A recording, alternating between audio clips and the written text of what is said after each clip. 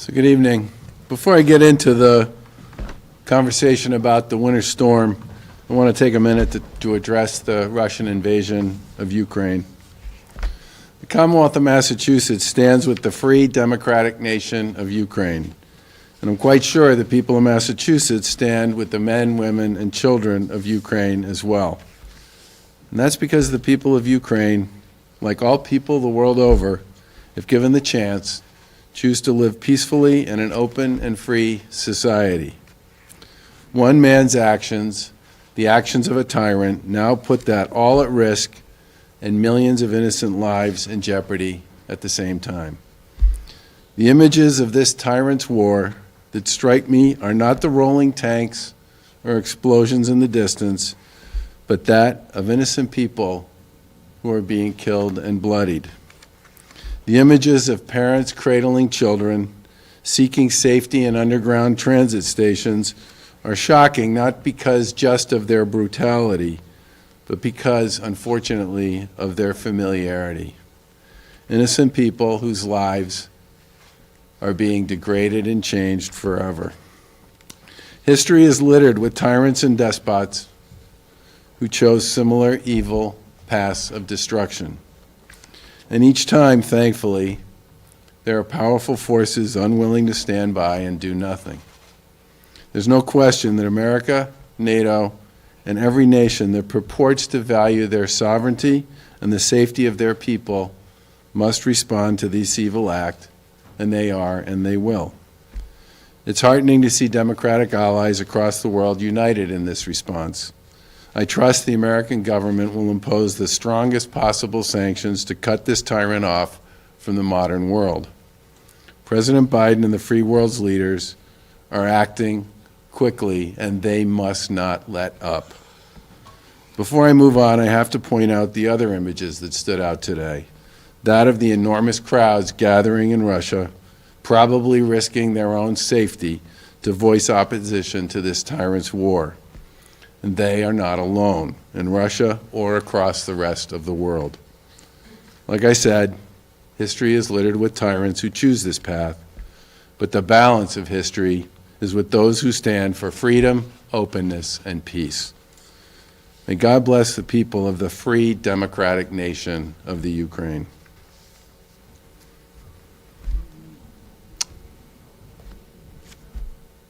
Now I'm going to talk a little bit about tomorrow and this storm that we're all anticipating and preparing for.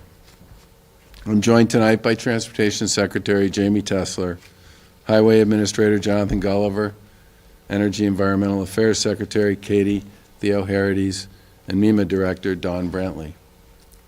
Our administration, like many others, has been monitoring the forecast with the National Weather Service.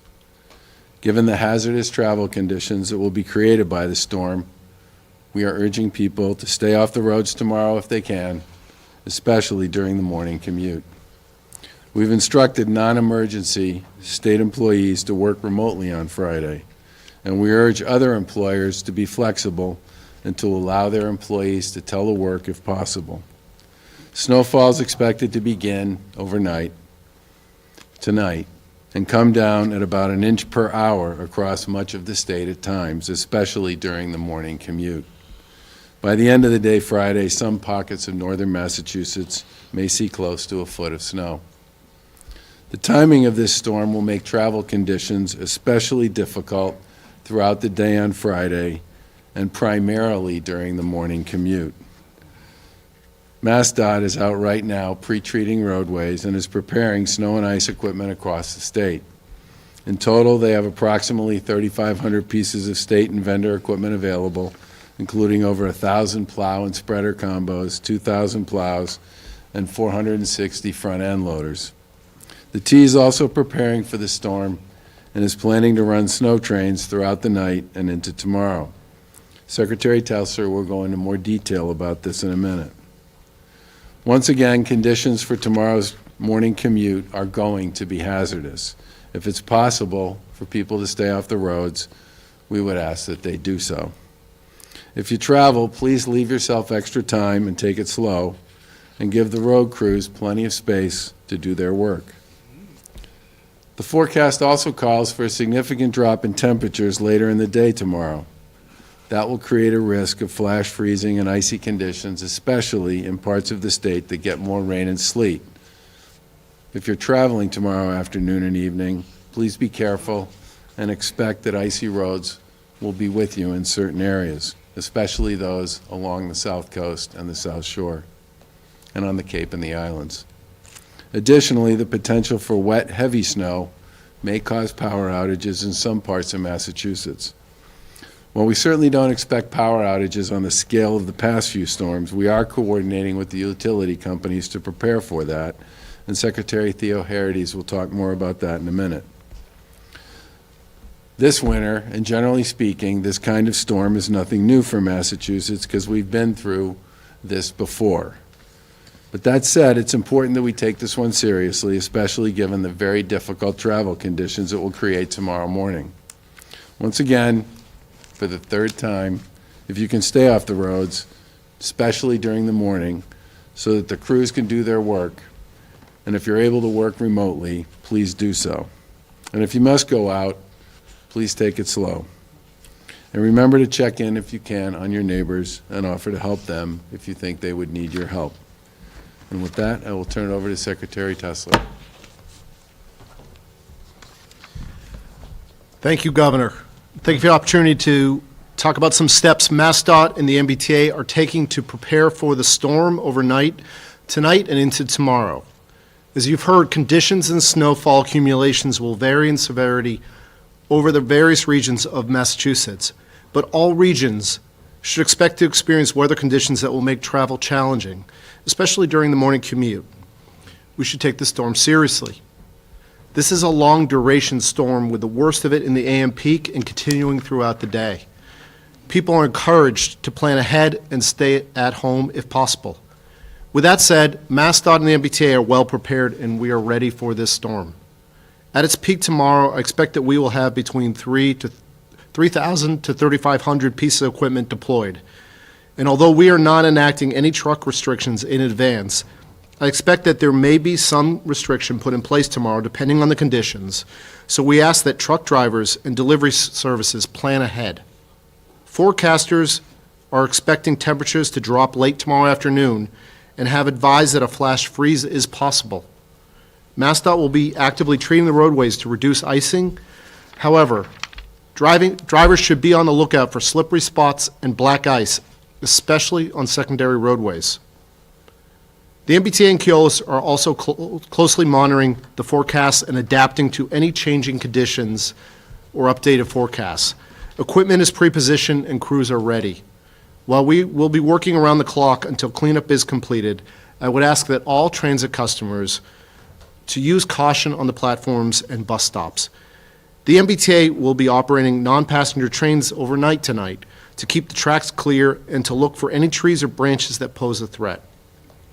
In addition, to prevent damage to the 75-year-old trolleys, service on the Mattapan line will be suspended on Friday. Buses will provide replacement service while rail is suspended. On all subway lines on the MBTA, we anticipate operating regular weekday schedule. As conditions worsen, some bus routes may need to operate their snow routes and will be rerouted to avoid steep hills, tight corners, and narrow streets. During the storm, the MBTA will post a T-alert for each bus line that's running on its snow route if we need to switch to those. More information on snow routes is at mbta.com/winter. The commuter rail will operate a regular weekday schedule on all lines. Customers should continue to regularly check T-alerts and Twitter. Service changes may be made as weather conditions warrant. The Massachusetts Registry of Motor Vehicles will be closing all service centers tomorrow due to the conditions. And at the airport, Massport advises travelers flying to check with their airline for the best information about their flight and to reschedule their flight as needed. Massport is expecting domestic airlines will significantly reduce their schedules, if not totally cancel their morning flights, but possibly resume in the afternoon. We will be working our hardest to get this storm cleared as quickly and as safely as possible. And We want to thank the public in advance for their cooperation to keep our roadways safe. We appreciate everyone making safe decisions so we can focus on clearing and treating the roads throughout the state. And at this time, I'm going to ask Secretary Fiola to take over. Thank you, Secretary Tessler. At Energy and Environmental Affairs, we continue to monitor the weather conditions of the storm. We are not anticipating large numbers of power outages similar to the last storm because the wind is not expected to be as high. However, the Department of Public Utilities is in close contact with Eversource, National Grid, and Unitil, who are all monitoring the forecast and have brought in external resources to be sure we're prepared to respond to the scattered power outages that we do expect tomorrow. Crews are pre-staged on the Cape and Islands and other critical areas ahead of the storm, and companies are prepared to respond to what will be a busy day tomorrow in terms of restoring the scattered outages across the state. We should note that travel conditions may affect restoration times, so as the roads clear and the crews are able to get out, we should see any power outages getting resolved throughout the day. As a reminder, please don't go near downed wires. We say this every time there's a storm. It's very important. Leave downed wires alone. We're not expecting significant coastal impacts with this storm, and our Department of Conservation and Recreation will be clearing roads and parkways and mirroring parking bans at the local level throughout the storm. We expect those to go into effect overnight and stay through the duration of the snow. Recreational facilities tomorrow at the Department of Conservation and Recreation are expected to be open, but please call ahead to ensure that they have not changed due to changing weather conditions. And again, if you must go out, we urge travelers to use extreme caution on the roadways. Thank you very much, and I will turn it over to MEMA Director Don Brantley. Thank you, Secretary. As the Secretary mentioned, we're not expecting significant power outages, but it is always a possibility. MEMA is monitoring the storm and is prepared to activate the state's Emergency Operations Center if needed. If you haven't already done so, there is still time to take some basic steps and gather some supplies to prepare before the snow arrives early tomorrow morning. Keep your cell phone and laptop and other electronics fully charged. Have flashlights, batteries, and other supplies that you may need in case you do lose power. If you lose power and have an emergency generator, make sure you have fuel and know how to operate it safely.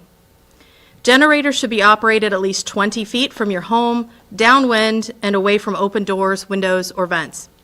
Ensure that your smoke and carbon monoxide alarms are working and have fresh batteries. And finally, be a good neighbor. Please check in on family, friends, and neighbors who may need your assistance before, during, and after the storm. And when it's time to dig out, if you have a fire hydrant nearby, help your local fire department and your neighbors by shoveling it out. You can find more winter storm safety tips at mass.gov/snow. Thank you. Questions?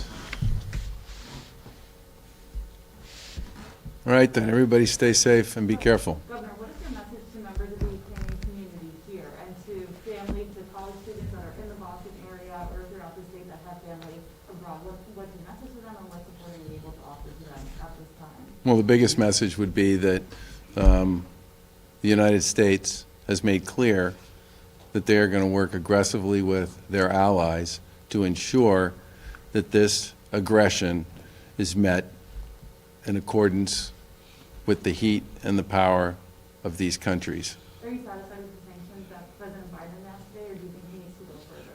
I would say that it's an evolving situation, and obviously the president has far more access to information than the rest of us do, but I think it's pretty clear at this point that the steps they've taken are significant, and he made pretty clear today that if they need to do more, they will do more, which is exactly the right message to be sending at this time. Are you aware of how many refugees or just people fleeing from Ukraine are coming into Massachusetts? Do you have that? I don't have data on that at this point. I think most of the movement so far has been within the European continent, and I would expect that if there were to be additional activity with regard to that, we would certainly be part of whatever the United States would choose to do to help. Thanks, everybody.